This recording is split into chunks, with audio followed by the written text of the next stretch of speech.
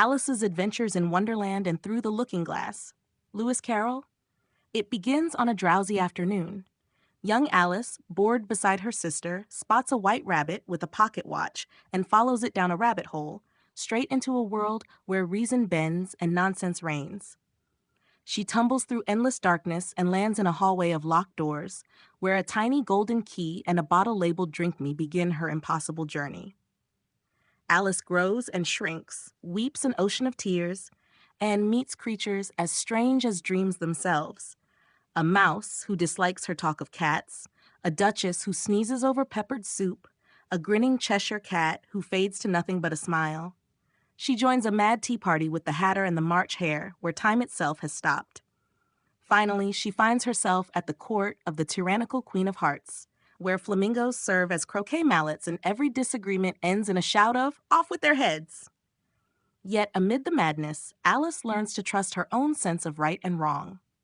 When the Queen's trial turns absurd, Alice stands tall, literally and morally, and the dream dissolves around her. She wakes on the riverbank, the wonder fading like morning mist. But her adventures are not over. In Through the Looking Glass, Alice steps through a mirror into a world reversed. Everything here moves like a chessboard, and she begins as a pawn determined to reach the 8th square and become a queen. The landscape shifts like a riddle. Flowers talk, insects quote poetry, and nonsense becomes its own logic. She meets Tweedledee and Tweedledum, who recite the haunting tale of the walrus and the carpenter. She encounters Humpty Dumpty, who insists that words mean whatever he chooses, and the White Queen, who remembers things before they happen. In this world of backward time and inverted reason, Alice's curiosity and courage are her only guides. At last, she crosses the final square and is crowned queen at a chaotic banquet where rules crumble into absurdity.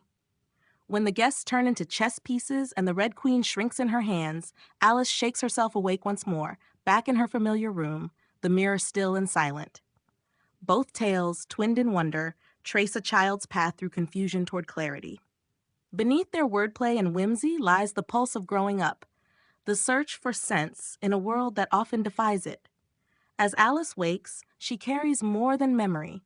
She carries imagination's power to make sense of nonsense and to see, even in the ordinary, a doorway to the extraordinary.